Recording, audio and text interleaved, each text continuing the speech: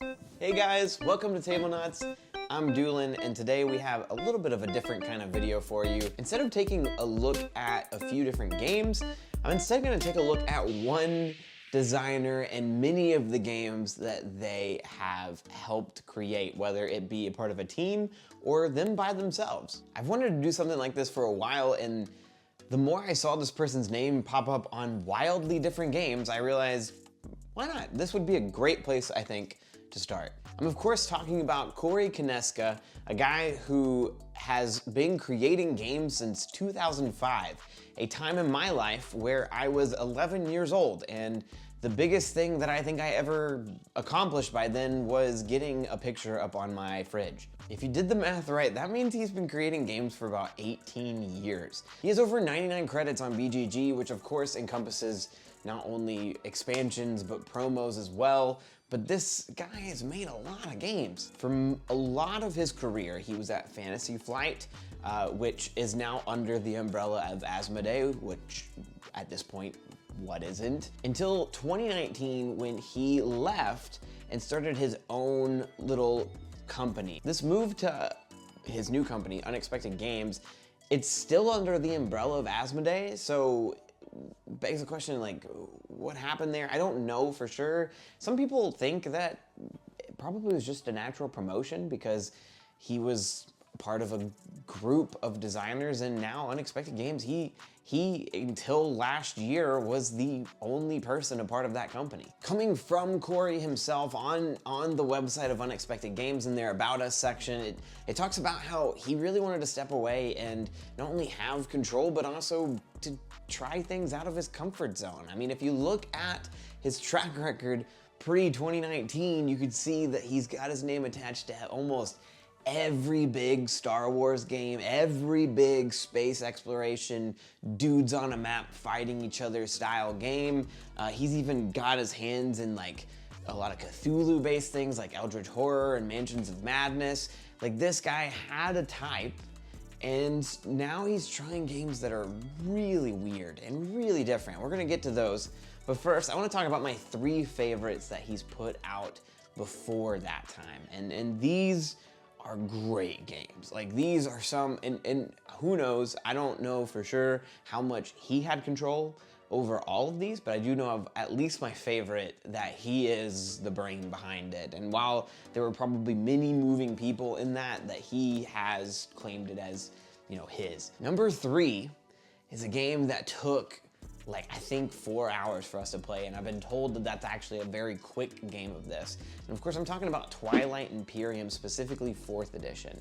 And he was a part of this to help, you know, cultivate and make the game a little bit better from the 3rd edition. I don't think he was attached to that edition beforehand, but I got to play this with some buddies, like, I think 2 or 3 years ago, and it just grew my love for the hobby even more because, I mean, while I had a decent time with the game, it was also just a really good memory. I think that's the thing I associate with that game the most, more so than any of the, you know, moving parts to it, or the negotiation, or the tactics that are involved, and the asymmetry. Like, all of those things are good. I'm not gonna talk about those anymore, but really just the memory of sitting around a table and being like members of a council of nations who are trying to not only be at war with one another and be in one up, like some of us are actively at war with each other, trying to convince each other to help and fight, but also just this active piece of, well, I promise if I go here, I won't do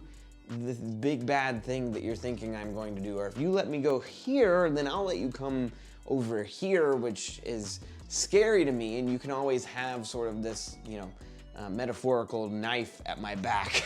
But this game is just, it's brutal, and it's long, and it's fun, and it's my number 3 of games that Corey has been attached to before Unexpected Games. Number 2 was a game I didn't get to play until recently. Had no idea that Corey Konieczka actually was a part of the design of this game, and I'm really glad I got to play it. I don't think he was attached to the 2nd edition, but I mean, if you're attached to the 1st edition, then in a weird way, you're gonna be attached to the 2nd edition. And I'm of course talking about Mansions of Madness. And this is a Cthulhu-esque thematic really creepy game where players are going to walk into a mansion as investigators, and they'll have free reign to roam around the map, trying to find clues, trying to fight monsters. I had been told this, but nothing really prepares you for how thematic this game truly is.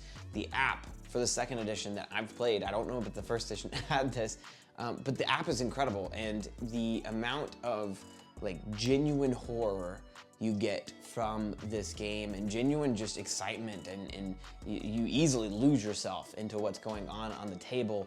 I'm really, really impressed with this game, and I'm excited to keep playing it. And then number 3, the one that I could talk about forever, and it is in my top 20 games of all time, which hopefully Max and I will do again sometime soon. We've not done that video in 2 years. But this is Star Wars Rebellion, and talk about one of the best games, best designed games I've ever played. And on top of that, probably the best theme choice that you could possibly make. I've never quite, outside of video games, had the feeling like I was a part of the Star Wars universe. I'm thinking back to like the old days, playing Star Wars Battlefront and reliving those famous battles that you love, like the Battle of Hoth, or the Battle of Yavin. And in this game, I finally, like with, you know, the Star Wars John Williams music playing in the background, playing with Kenny, just really fell in love with this system and just felt like I was a piece of this story that I've come to know and love for my entire life almost. I've talked so much about this, but like, as epic and long and fun as this game is, at its core, it's just cat and mouse, and that is exciting. Playing Marco Polo in Star Wars is exciting, and Rebellion is a game you absolutely should try. Corey, thank you. If you are watching this video, that is easily my favorite that you've made. Spoilers. And then we get to 2019. And the next 3 games that I'm gonna talk to you about, which are all of their catalog so far, are games that are completely different than all of these games that we've talked about before. Like, Corey, great job. If that is your goal, is to make new and exciting and weirdly like strange stuff that doesn't look anything like games you've put before out, you've done it. You've done a good job. That being said, the difference between the ones that I love and the ones that I don't love of these 3 is vast. I am not a fan of one of these games, but the other 2 I like, and one of them I absolutely love. And so let's start with the one I think was a miss. I should say before I talk about these that Unexpected Games did send us Voices in My Head and 3000 Scoundrels, which they did not pay us to do anything for. They just sent them as review copies, and we're really appreciative of that. But I want to give you my complete and honest take.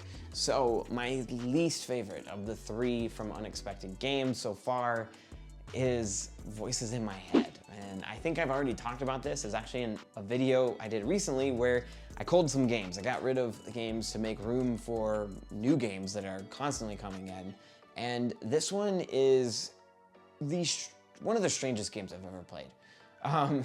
This is a hidden roll dexterity game, if you can get that. Like, even those 2 things don't really, like, whoa, really? Like, those 2 things? But then the theme is that one of you plays the lawyer going up against this dude who has committed some sort of crime that gets established towards the very beginning. And then every other player at the table plays an emotion in his head, like think Inside Up. And each of those emotions has hidden goals that they're gonna try to push by the end of the game. Now, it might be that he needs to get more people on the jury on his side than the lawyer side. And the lawyer is the exact opposite. They want this person to go away. And so they're going to naturally go up against each other. Then there's also characters who kind of just want the jury to be undecided. Some of them want the jury to put them away. They're gonna be on the lawyer's side. And then others, they just really wanna control everything. That's pretty much it. Like, they want this specific type of juror to not like him, and they want another kind of juror to like him.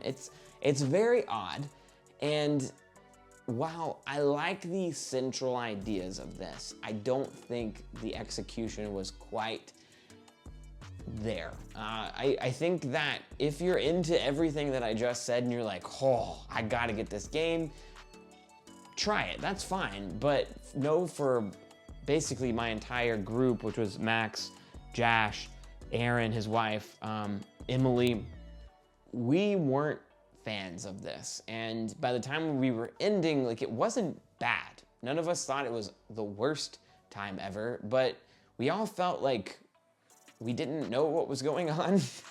And we laughed, and by the end, I didn't feel any more confident about how I was playing than when we started. And I think that was just what we left with. We were like, this is confusing and weird, and not horrible, but not good. What I definitely don't want you guys to hear is that Doolin thinks Corey should have never left Fantasy Flight and should have stuck to Star Wars and all. I mean, I love Star Wars, but Star Wars games are gonna get made regardless. Corey, keep on dreaming, and I love that you've pushed the envelope. You've tried new things. You're putting out these things that are interesting and weird and exciting.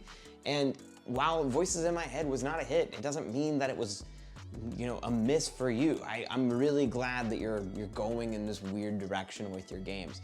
And that leads me to my second, like, the middle one, I guess, because it's not my second least favorite, it's not my second favorite, it's both those things. And I'm talking about 3,000 Scoundrels, which came out last year. And this game is so cool, and I do like this game. And it has some mechanics that I love mixed with some really interesting things I've never seen before. So this is a bluffing style engine builder where you're gonna be getting these pirates to join you on this sort of like heist that you're going on. And every other player at the table is trying to end the game with more money than you.